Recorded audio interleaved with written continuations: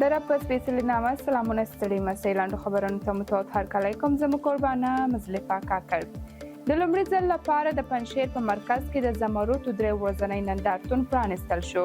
د دې ولایت والي حافظ محمد آغا حکیم وویل چې د نندارتون له جوړېدو څخه یې موخه د زمرودو کاروبار ته د کورني او نړیوالو سوداګرو پام اړول دي.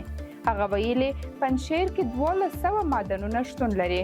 که کورني یا بهرني شرکتونه قرارداد غوښتونکي وي، محلي ادارې ورسره مرسته کوي. په دې نندارتون کې د پنجشیر زمرود، لاسي صنایع او یو شمېر نور توکي نندارې ته ایښودل شوي وو.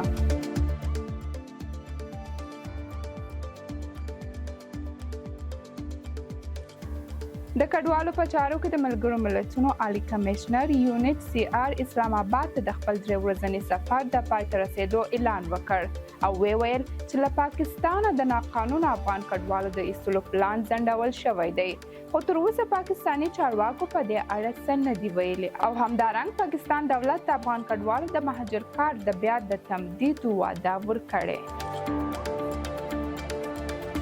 سپینې ماڼۍ ایران ته خبرداری ورکړې چې د غزې په اړه په امریکا کې له مظاهرو څخه د ناوړې ګټه نه پورته کوي. سپینه ماڼۍ وایي ایران هڅه کوي د لاریونونو له فرصته ګټه پورته کړي. څه موده وړاندې د ایران مذهبي مشر علي خامنه‌ای د امریکا مظاهرچیانو ته یو لیک ولیکل او هغوی یې سولې خوښوونکي وبلل. د مصر د ولسمشرۍ دفتر د اسرائیل او حماس ترمنځ د اوربند موافقې ته د رسېدو د هڅو په دوام کې د امریکا د مرکزي استخباراتو د ادارې له مشر سره د دغه هیواد د ولسمشر د کتنې خبر ورکړ. د مصر د ولسمشرۍ د دفتر د ریپورټ له مخې عبدالفتاح السیسي د سهشنبې په ورځ د جولای په 19 له ویلیام برنس سره په کتنه کې یو ځل بیا د غزې ټرانک کې د پوځي عملیاتو له دوام سره په مخالفت کې د مصر په دریځ تایید وکړ.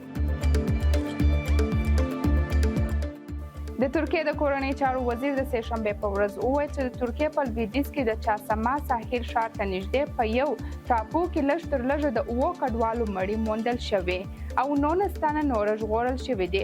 هغه ویلي چې د ورک شوي کسانو د موندلو هڅې دوام لري. د اسپانیا او فرانس ټیمونه د 2024 کال د اروپا د ملتونو د جام د نیمه پای لوبې په چوکاټ کې د سهشنبې په شپه په 8 بجو د مونیخ ښار کې یو له بل سره مخامخ شول چې اسپانیا 2-1 د یورو لومړي فاینل ته لاره پیدا کړه. فرانسه بیا له فاینل نه ووتله.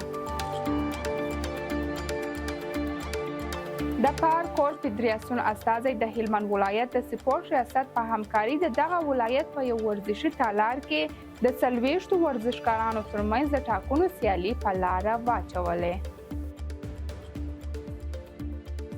درنو لیدونکو له ملتیا مو مننه. دا هم و د نن ورځې خبرونه. تر بیا ښې چارې الله مو مل شه.